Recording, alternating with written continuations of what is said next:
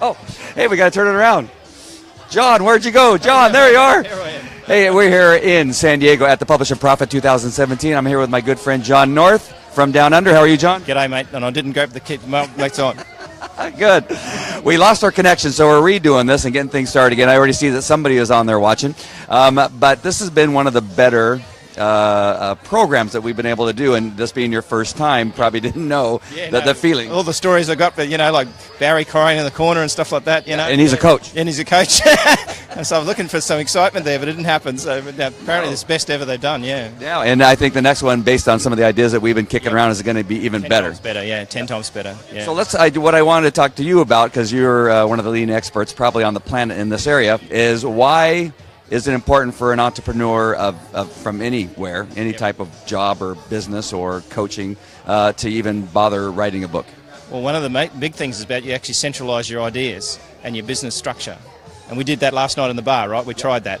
And so in the bar? In the bar. Well, you tried that. You tried to help someone, right? And the biggest problem was, And so basically they need to crystallize exactly what their offer is, what their product are, who their customers are. So it forces them to like a business plan. Mm-hmm.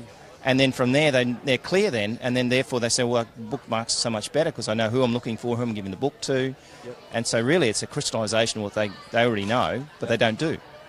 And we had a little strange thing there that she wanted to write this book, and then when I walked her back to, well, who is it you're trying to sell to, and what is your plan, and why do you even want to have this book? And she really didn't know. Exactly, yeah. And the same thing when I say to someone, tell me about your book, and they launch into an entire 15-minute tirade about it, it's like you're not clear, right?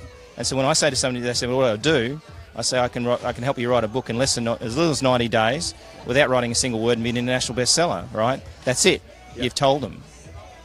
And that's the trouble. They can't do it. And so that book makes it, that cover, that title, makes them do that and forces them into it. And then they've got something to talk about. And you're automatically credible. So let's talk about the one thing that people have a misconception about is it's about making money by selling the book. Is that one of the strategies? Yeah, and I always tell my authors, you're never going to get rich on royalties. In fact, we'll probably keep them. Right, and use them to remarket it. And I think I showed you we've sold like 5,500 books for our clients. But that's lead generation. So you'll never make money on the book. In fact, give it away. I've made more money giving my book away than ever selling it. Yeah, I talked about about 4 or 5 weeks ago. I was speaking in Long Beach to a group of attorneys. I bought about $300, almost $400 worth of books, and gave most of them away to people who raised their hand and had a question or knew the answer to a question. And then there was probably 10 or 15 people that bought the book, and I signed it, that kind of stuff. Well, in the end, what it helped me do is sign 3 people. So I think there's something like 500 attorneys there. I signed up 3 people. And you're thinking, well, that's not very good. Well, each one of those people paid me a $3,000 retainer. So in the end, $9,000 based on giving away a few books. So on that, about 5,000% return on investment? Yeah. So besides giving them away at a conference or some type of talk, what is another way to use that book that's a #1 bestseller? Well, what I do is I've got a landing page, but I push through LinkedIn. So on that landing page has got a 46% conversion rate. So everybody lands on that page to get my book for free. And then I say, would you like a copy free plus shipping? And 30% of people buy the shipping, but most of them just get the digital and start an engagement. And they feel like you've given them something that's valuable, and you book an appointment. And so what I do is a lead generator day to day. It's constantly getting the book out there. It's not cost me anything because the book's digital. So it's best lead generation method ever. When there's something where somebody actually has to click and maybe even put in like a credit card for shipping, does that make them a more valuable customer? I think potential client? Well, if they're prepared to spend money with you, if it's a little bit of money. So say $15, right? If they spend $15 and then they spend $15,000, and most of the guys that buy the book, mostly, I end up talking to. So they get the book, it engages them again. It's physical, right? And so in the digital age, nobody, it's very hard to stand out. So sometimes there's the people that just want something for free, and that's pretty easy for you to get them, and they just, they may look at it, they may not, but when somebody actually does something, either physically or financially, they're more likely to buy something of a higher value. Yeah, and just a little micro commitment, right? So you move up the list. But most guys, once they get the book, though, they feel grateful because you've given them something, right? You've given them a gift. And what does the book do for somebody in regard to who they are when they're a #1 best-selling author? What does that do for them just on that standpoint? I think confidence. Because a lot of the guys I spoke to here, like I said, you are a best-selling author now, and they look at you blankly and they say, oh, yeah, okay, you've got to get comfortable with that. And the more and more they say it, and more they do it, their status increases. And the only thing people do things for is status, right? Up or down. You know, I can't speak enough about how the book has helped me in my business.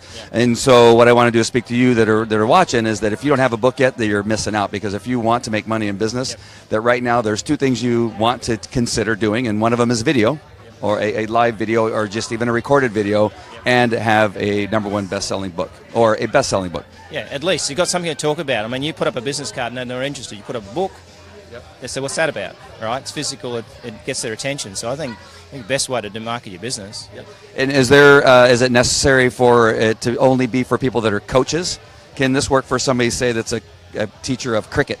Well, some of my clients, there's a guy that does bunions, fixes bunions without surgery. All right? There's lots of different businesses like financial planning, industries where you can't get into easily because of all the regulations. That sort of stuff's really good. Real estate, doesn't really matter. But I reckon if I can do a book on bunions, do a book on anything, right?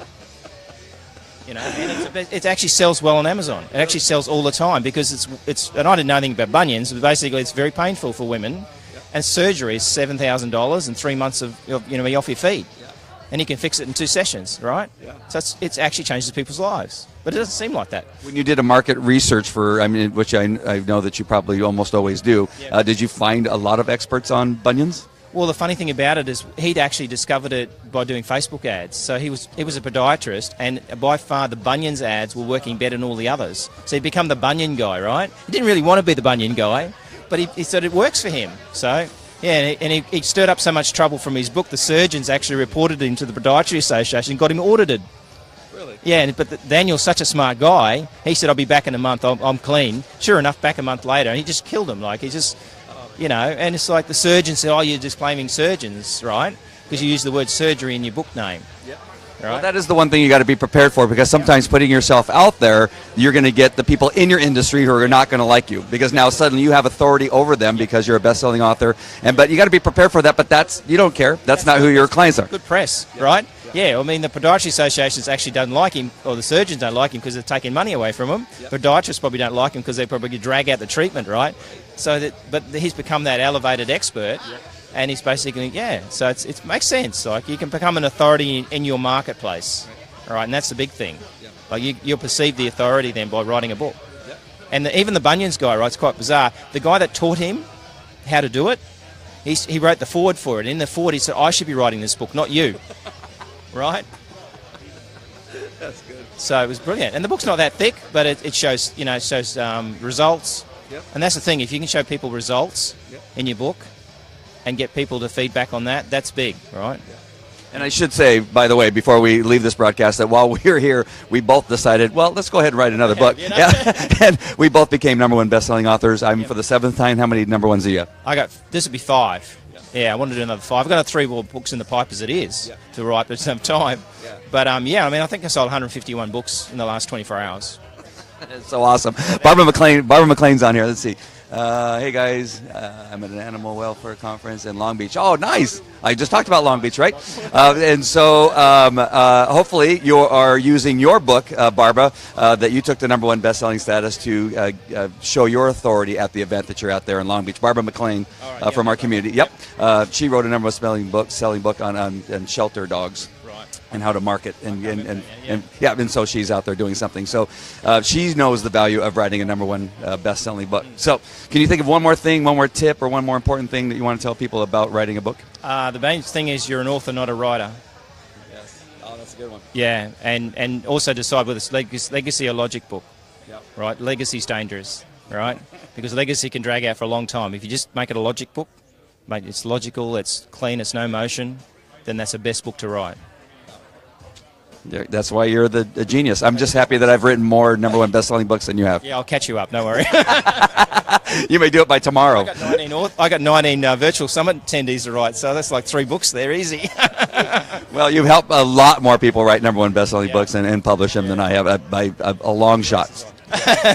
I'll never catch up to that. All right, so that's it from Publish and Profit. If you have any questions about what we are doing here, feel free to private message me in the Facebook Live TV show private group. And what else do I have for you? I had something else to tell you, but I can't remember what it was. But I'll connect you with John North, too. He has some great tools. I've been looking over his shoulder. He's been doing stuff, and it is amazing. But it's taken us hours to do. In some cases, he can do it in like a lickety-split in a couple seconds. And so you're going to be, and that has to do with categories, which is maybe foreign to some of you, but it's fantastic, and it really helped us here. Yeah, absolutely.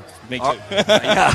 All right, we'll see you at the next one, and I'll probably broadcast. I want to introduce you to a young lady here who just wrote a #1 best-selling book. As if I brought her in now, you wouldn't be able to see her because not because she's a little person, but she's a little young person. All right, but yeah, she's really cute, and the most oldest person and the youngest person and do an interview. That's what you should do. Yeah, but the oldest person sometimes talks, and you can't get them to stop. Oh, okay then. Well, maybe separate them. Maybe separate them then. All right, we'll talk to you later. We'll see you at the next one. Take care.